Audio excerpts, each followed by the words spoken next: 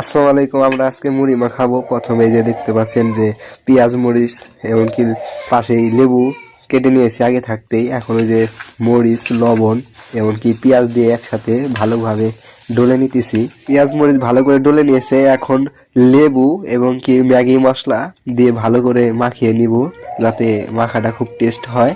এবং কি খাঁটি সরিষার তেল দিতেছি, দেখতে পাচ্ছেন একদম মেলে ভাঙানো খাঁটি সর্ষের তেল দিয়ে কিন্তু আমরা মুড়ি মাখাচ্ছি।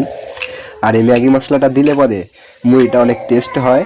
আর এই চানাচুরটা দেখতে পাচ্ছেন, চানাচুরটাও স্পেশাল, আপনারা হয়তো বা সব জায়গায় পাবেন না।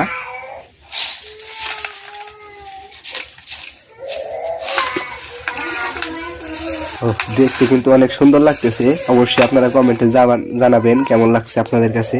আমার কাছে তো মনে হচ্ছে খুব মজা হবে।